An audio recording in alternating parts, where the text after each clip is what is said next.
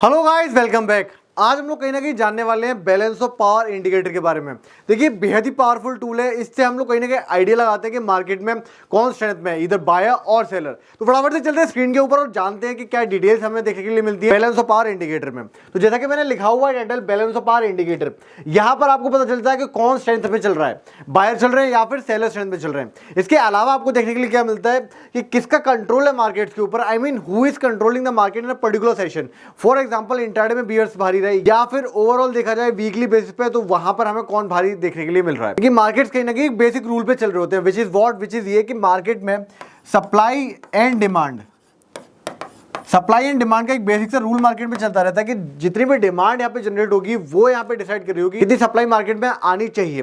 साथ ही साथ में आपको ये भी समझते हुए चलना है कि अगर डिमांड सप्लाई से ज्यादा है देन प्राइसेस ज्यादा हो जाते हैं, और अगर सप्लाई डिमांड से ज्यादा है तो प्राइसेस कम हो जाते हैं। रीजन क्या, आप खुद ही एग्जांपल लेके देख लीजिए। अगर 10 रुपए की चीज के लिए 100 लोग खड़े हुए हैं then definitely prices can increase to 11-12। अगर 10 रुपए की चीज के लिए एक भी लोग नहीं है तो जो बेच रहा है वो चाहेगा कि किसी भी प्राइस पे हमारी जो उसके पास कमोडिटी है वो सेल हो जाए। फॉर एग्जाम्पल, वो 9 पे भी रेडी हो जाएगा, 8 पे भी रेडी हो जाएगा, वो कहीं ना कहीं लॉस के लिए रेडी हो जाएगा। तो यही सेम चीज हमें कहीं ना कहीं शेयर मार्केट में देखने के लिए मिलती है, सप्लाई एंड डिमांड का बेसिक सा रूल। ओवरऑल हमें इंडिकेटर बताता है कि whether supply is there in the market और यहां पे जो डिमांड है उसकी डोमिनेंस है। तो चलिए फटाफट से चलते हैं और जानते हैं क्या डिटेल्स हमें देखने हैं बैलेंस ऑफ पावर इंडिकेटर में। तो सबसे पहले जान लेते हैं फटाफट से टेक्निकलिटीज की, किस चीज को यूज करते हुए बनाया जाता है बैलेंस ऑफ पावर इंडिकेटर। तो यहां पे कहीं ना कहीं देखिए मार्केट में एक रेंज निकाली जाती है, डेली रेंज निकाली जाती है। वो रेंज निकालने के बाद में ये ऑब्जर्व किया जाता है कि मार्केट का जो क्लोजिंग प्राइस है which is either close to the high of the range और whether it is close to the low of the range. अगर जो क्लोजिंग प्राइस है इंट्राडे सेशन में वो रेंज के हायर एंड पे है देन डेफिनेटली वो क्या है, वो एक बुलिश सिग्नल है। ऑन द अदर साइड, अगर इंट्राडे सेशन का जो क्लोजिंग प्राइस हमें देखने के लिए मिल रहा है if it is close to the lower end of the range then definitely ये कहीं ना कहीं एक बियरिश सिग्नल है। तो आपको क्या पता चला, आपको पता चला कि ओवरऑल यहाँ पे हम रेंज पे बातचीत कर रहे हैं कि डेली चार्ट के ऊपर क्या रेंज बनती हुई चल रही है पर्टिकुलर स्क्रिप्ट की, फिर चाहे वो इंडेक्स हो गया या फिर स्टॉक्स हो गए या फिर आप फॉरेक्स वगैरह, आप किसी भी कम्युनिटी को उठा लीजिए, वहां पर भी बहुत ही अच्छी तरीके से काम करता हुआ दिखता है बैलेंस ऑफ पावर इंडिकेटर। आपको ये समझते हुए चलना है कि क्लोजिंग प्राइस का यहाँ पे यूज हो रहा है, जो कि बहुत इंपॉर्टेंट चीज होती है। अगर कोई भी इंट्राडे ट्रेडर है तो वो जानता है क्लोजिंग प्राइस की कितनी ज्यादा इंपॉर्टेंस है, कितनी ज्यादा इंपॉर्टेंस है। कहीं ना कहीं क्लोजिंग प्राइस हमें ये बता रही होती है कि मार्केट में वो पूरा सेशन होने के बाद में, एक पर्टिकुलर इंट्राडे सेशन होने के बाद में कहां पर प्राइस फाइनली क्लोज हुआ, कहां पर जो ट्रेडर्स हैं जिन्होंने इंट्राडे सेशन में ट्रेड किया या फिर जो ओवरनाइट पोजीशन लेके जाते हैं वो कहां पर एग्री हो रहे हैं कि ये एग्जैक्टली यहाँ पे हमारा क्लोजिंग प्राइस होना चाहिए। वो कहीं ना कहीं ये भी डिसाइड कर रहा होता है कि नेक्स्ट डे का सेंटीमेंट क्या हो सकता है। तो closing price is very important और वही कहीं ना कहीं यूज होती हुई दिख रही है बैलेंस ऑफ पावर इंडिकेटर में।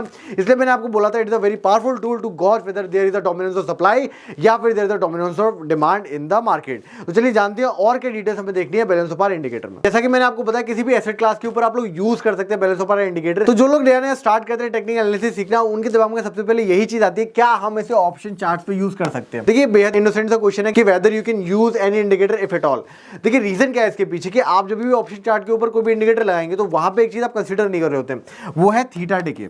तो चार्ट्स हमेशा देखिए, चार्ट्स आपको एग्जैक्टली नहीं बता पाएंगे क्योंकि ऑप्शन चार्ट्स में कहीं ना कहीं थीटा डिके देखने के लिए मिल रहा होता है। तो इसलिए आपको समझते हुए चलना है कि आप कोई भी इंडिकेटर लगाएंगे तो एग्जैक्टली किस तरीके से उसकी परफॉर्मेंस रहेगी वो बहुत ज्यादा रिलायबल नहीं रहती है। क्योंकि कहीं ना कहीं देखिए ऑप्शन का आपको बेसिक समझना पड़ेगा। आप हमारी सीरीज पे भी जा सकते हैं जो कि आपको मिल जाएगी हमारे चैनल के ऊपर, वहां पे भी मैंने आपको क्लियरली बताया हुआ कि ऑप्शन कहीं ना कहीं नॉन लीनियर इंस्ट्रूमेंट्स है। क्या है? Non linear instruments. देखिए, नॉन लीनियर इंस्ट्रूमेंट्स का मतलब क्या है कि उसमें कई सारे वेरिएबल्स है, टाइम के साथ उसकी वैल्यू चेंज हो जाती है या फिर आईवी के साथ उसकी वैल्यू किस तरीके से चेंज हो जाती है। तो इस तरीके के इंस्ट्रूमेंट के ऊपर आप जब इंडिकेटर यूज कर रहे होते हैं तो डेफिनेटली आपको समझते हुए चलना है कि ऐसी जगह आपको इंडिकेटर से बचना चाहिए। रेदर देन आपको क्या करना है, आपको यूज करना है स्पॉट चार्ट्स या फिर आप लोग इम्प्लाइड फ्यूचर्स भी यूज कर सकते हैं। अगर इन दोनों में से कुछ भी यूज नहीं करना है then you can simply use the future start as well. But आपको चीज ध्यान में रखनी है कि जो भी एक्सपायरी हो रही होती है वो हो रही होती है स्पॉट चार्ट्स को लेके, जो भी एवरेज क्लोजिंग प्राइस आता है। ऑन द अदर साइड, अगर आपको एग्जैक्टली समझना है कि ऑप्शन प्राइसेस किस तरीके से मूव कर रहे हैं then you can go with implied futures. तो जो इम्प्लाइड फ्यूचर्स हैं वो कहीं ना कहीं आपको बहुत बेहतरीन तरीके से समझाते हैं कि एग्जैक्टली क्या प्राइसिंग होनी चाहिए किसी एक पर्टिकुलर कॉल की या फिर पुट की। चलिए फटाफट से हम लोग बैक आते हैं अपने टॉपिक के ऊपर। तो मैंने आपको क्या बताया कि आप लोग किसी भी एसेट क्लास के ऊपर यूज कर सकते हैं हमारा balance of power indicator, but on the other side you should avoid using any indicator if at all on option charts. It's better to go with the underlying. तो देखिए, overall इस indicator में सबसे ज्यादा ज्यादा इंपॉर्टेंट चीज क्या है, आप उसके ऊपर आ जाते हैं। तो ओवरऑल जो सबसे ज्यादा इंपॉर्टेंस है वो है कहीं ना कहीं डाइवर्जेंसेस की। तो आपको समझते हुए चलना है कि क्योंकि इंडिकेटर हमें रिलेटिवली बता रहा है कि whether the supply is in dominance या फिर demand is in dominant, alternatively whether the bears are in dominance और बुल्स आर इन डोमिनेंस, क्योंकि हम लोगों को कंपैरिजन देखने के लिए मिल रहा है। इसलिए यहाँ पे जो डाइवर्जेंसेस है उसकी इंपॉर्टेंस बहुत ज्यादा हो जाती है। तो जो डाइवर्जेंसेस है आपको समझते हुए चलना है कि प्राइस अगर एक हायर हाई बनाते हुए जा रहा है, ऑन द अदर साइड जो बैलेंस ऑफ पावर की लाइन है वहां पे हमें हायर लोज देखने के लिए मिल रहे हैं, देन आप लोग ये समझते हुए चलिए कि ये ओवरऑल कहीं ना कहीं एक बियरिश सेंटिमेंट बनता हुआ दिख रहा है। बिकॉज अगर यहाँ पे बुल्स इतने स्ट्रॉन्ग होते, because they are making higher highs, then definitely वो लोग इतने भी स्ट्रॉन्ग होते कि वो यहाँ पे इंडिकेटर की लाइन को सस्टेन कर पाते एट दी हायर एंड, ना कि एट दी लोअर एंड। यहाँ पर एक और चीज आपको समझते हुए चलनी है कि देखिए कोई भी ट्रेड इसलिए नहीं करता है कि बैलेंस ऑफ पावर इंडिकेटर की लाइन ऊपर जाए फिर नीचे जाए। ऑन द अदर साइड हम लोग कहीं ना कहीं बैलेंस ऑफ पावर पढ़ रहे हैं समझने के लिए कि मार्केट में क्या हो रहा है। तो आप लोग इसे टू एंड फ्रो समझ लीजिए, इधर यू कंसीडर कि मार्केट में ये हो रहा है, देन हमारे पास बैलेंस ऑफ पावर इंडिकेटर में मूवमेंट देखने के लिए मिल रहा है, या फिर आप ये समझ लीजिए कि बैलेंस ऑफ पावर इंडिकेटर में मूवमेंट हमें देखने के लिए मिल रही है। वहां से आप समझ सकते हैं कि प्राइस में क्या हो रहा है। तो इंडिकेटर्स कहीं ना कहीं हमारा काम आसान कर देते हैं अगर हमें प्राइस को समझना है। अगर आप नेकेड समझेंगे प्राइस को, प्राइस चार्ट्स को, देन डेफिनेटली वहां पे थोड़ी सी मुश्किल हो जाती है, खासकर स्टार्टिंग में। तो आप लोग यूज कर सकते हैं इंडिकेटर्स को, उसमें कोई बुराई नहीं है, बट आपको समझते हुए चल रहा है कि हर इंडिकेटर की पर्टिकुलर एक्यूरेसी है। कोई भी इंडिकेटर 100% काम नहीं करता है। ये एक जो मिथ है मार्केट में कि 100% इंडिकेटर मिल जाए हमें काम करने के लिए, ऐसा नहीं होता है। हर एक इंडिकेटर की एक्यूरेसी रेट होती है। इनफैक्ट अगर आप प्राइस सेक्शन में भी ट्रेड करेंगे वहां पर भी एक पर्टिकुलर एक्यूरेसी ही देखने के लिए मिलती है। 100% कुछ भी काम नहीं करता है मार्केट्स में। तो अभी तक हम लोगों ने कहीं ना कहीं देखा कि क्या है theory balance of power indicator के पीछे। अब हम लोग चलते हैं चार्ट के ऊपर, ट्रेडिंग व्यू के ऊपर, और जानते सबसे पहले कि कैसे हम लोग को प्लॉट करना है बैलेंस ऑफ पावर इंडिकेटर, और साथ ही साथ में हम लोग को यह भी देखना है कि किस तरीके से हमें इन्फर करना है। अगर मैं बात करके चलूं बैलेंस ऑफ पावर इंडिकेटर से क्या हमें रिजल्ट देखने के लिए मिलते हैं। तो यहाँ पे मैंने आप लोगों के लिए ओपन कर लिया है कहीं ना कहीं इंडिकेटर का सेगमेंट जो आपको ट्रेडिंग व्यू पे देखने के लिए मिल जाएगा। ये कहीं ना कहीं फ्री वर्जन है, तो आप लोग कुछ नहीं करना है, आप लोगों को ऐप स्टोर पे जाना है, ट्रेडिंग व्यू डाउनलोड करना है। वहां पर आप जब ट्रेडिंग व्यू खोलेंगे अपना अकाउंट बनाने के बाद तो इंडिकेटर्स के सेक्शन में जाइए। यहां पर आपको देखने के लिए मिल जाता है बैलेंस ऑफ पावर इंडिकेटर। आपको सिर्फ और सिर्फ इस पर क्लिक कर लेना है। As and when you click on the indicator आपके पास एक इंडिकेटर आ जाएगा चार्ट के ऊपर। उसके बाद किस तरीके से वो इंडिकेटर चार्ट दिखता है वो कहीं ना कहीं हमें इस तरीके से ऑब्जर्व होता हुआ दिखता है। इसे मैं थोड़ा सा एक्सपेंड कर लेता हूं ताकि आप लोगों को और क्लियरली दिखे। तो आप लोगों ने क्या देखा, आप लोगों ने देखा कि ओवरऑल कहीं ना कहीं एक ऑसिलेशन की तरह यहाँ पे एक मूवमेंट हमें देखने के लिए मिल रहा है। ओवरऑल कहीं ना कहीं एक ऑसिलेटर हमें दिख रहा है।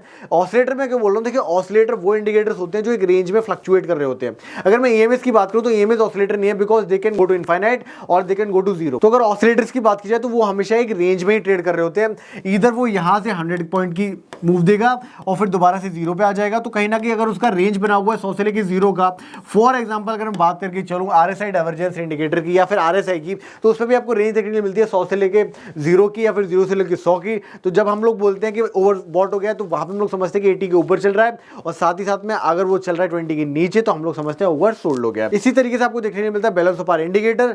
यहाँ पर कहीं ना कहीं जो मीडियन लाइन है वो है जीरो की, और यहाँ पे जो टॉप लेवल हमें देखने को मिलता है वो देखने के लिए मिलता है 1, और साथ ही साथ में नीचे का लेवल देखने को मिलता है -1।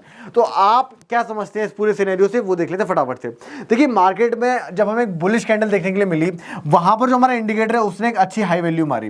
रीजन क्या है कि ओवरऑल जो रेंज यहाँ पे देखने के लिए मिल रही है इंट्राडे सेशन में, उसके पास ही हमें क्लोजिंग होते हुए मिली है। तो जब एक प्रॉपर हमें बुलिश कैंडल मिला, साथ ही साथ में हमारा जो रेंज है वो एक्सपेंड हुआ, इसके अलावा जो हमें क्लोजिंग प्राइस है वो रेंज के हायर एंड पे क्लोज हुआ, देन डेफिनेटली हमारा जो इंडिकेटर है उसने एक पॉजिटिव मोमेंटम दिया, और हम लोग ये समझ सकते हैं कि हमारे पास एक पॉजिटिव मोमेंटम आता हुआ दिख रहा है as per balance of power indicator. तो हम लोगों ने क्या इन्फर किया, हम लोग ने ये इन्फॉर्म किया मार्केट आज के सेशन में कहीं ना कहीं बुल्स के हाथ में रहा है, and it is the high possibility कि मार्केट आने वाले ऑनगोइंग सेशन में भी बुल्स के हाथ में ही रहेगा until unless there is a shift in balance of power indicator. आप लोगों को एक और चीज ऑब्जर्व करनी है कि मार्केट में बैलेंस ऑफ पावर इंडिकेटर कहीं ना कहीं अप ट्रेंड में मूव करता हुआ दिख रहा है। तो किस तरीके से यहाँ पे हायर लोज बनाता हुआ चल रहा है। साथ ही साथ में आप लोगों को एक और चीज ऑब्जर्व करनी है कि इस तरीके का कोई भी पैटर्न में देखने के लिए नहीं मिल रहा है चार्ट के ऊपर। तो आप लोगों को यहाँ पे एक और चीज समझते हुए चलने की, बैलेंस ऑफ पावर इंडिकेटर हमें ऑलरेडी बता दिया था, जिस भी दिन हमें एक ब्रेकआउट देखने के लिए मिलेगा इंडिकेटर में, then definitely we can go for longs. तो एक्जैक्टली वही हुआ, यहाँ पर हम लोग लॉन्ग पे अगर जाते then definitely a following gap up we could have catch a following gap up on Nifty charts. यहाँ पे मैंने आप लोगों के लिए निफ्टी यूज कर रहा हूँ, आप लोगों ने तो देख लिया होगा चार्ट के ऊपर, डेली सेगमेंट में देख रहा हूँ मैं। तो आपको क्या करना है, आपको जाना है अपने चार्ट के ऊपर बैक टेस्ट करना है, किस तरीके से आपको समझ में आता है बैलेंस ऑफ पावर इंडिकेटर, किस तरीके से आप इस ऑसिलेशन को समझ पाते हैं, कि आपको कोई डाइवर्जेंसेस देखने के लिए मिलते हैं। देखिए मैं आपको फटाफट से एक डाइवर्जेंस दिखा देता हूं, किस तरीके से मार्केट ने यहाँ पे हायर लोज मारे इंडिकेटर में, on the other side higher highs मार रहा था मार्केट अगर बात की जाए स्पॉट चार्ट के ऊपर। तो उसके बाद देखिए क्या शानदार फॉल देखने के लिए मिलता है निफ्टी में, और ये पहले से हमें पता चल गया था अगर बात की जाए बैलेंस ऑफ पावर इंडिकेटर की। तो आप लोगों को समझ में आएगा होगा किस तरीके से पावरफुल टूल है बैलेंस ऑफ पावर इंडिकेटर, और किस तरीके से आप उसे यूज कर सकते हैं, इनकॉर्पोरेट कर सकते हैं अपनी ट्रेडिंग स्ट्रेटजी में। अगर आप में से बहुत सारे लोगों के पास डीमैट अकाउंट्स नहीं है और आप लोग सोच रहे हैं डीमैट अकाउंट्स कैसे खुलवाएं, कहां से खुलवाएं, देन डेफिनेटली डिस्क्रिप्शन में आपको लिंक मिल जाएगा, वहां से जाकर खुलवा लीजिए। बट बी अवेयर, आप लोगों के साथ पैसे नहीं डालने हैं, पहले सीखना है, आप पहले फ्री में सीख लीजिए। यूट्यूब पे आपको जो भी कंटेंट में प्रोवाइड करवाता हूँ वो फ्री में ही होता है, तो आप पहले उसे सीख लीजिए, समझ लीजिए, देन आप वही पैसे डालिए जो आप अफोर्ड कर सकते हैं लूज करना, फिर चाहे वो 5,000 हो 10,000 हो कुछ भी हो, आपको बहुत ज्यादा पैसे नहीं डालने हैं। स्लोली स्टडीली सीखते रहिए, गेन करते रहिए। अगर आप लोगों को वीडियोस पसंद आ रहे हैं then definitely hit the like button as well as share with your friends and do subscribe.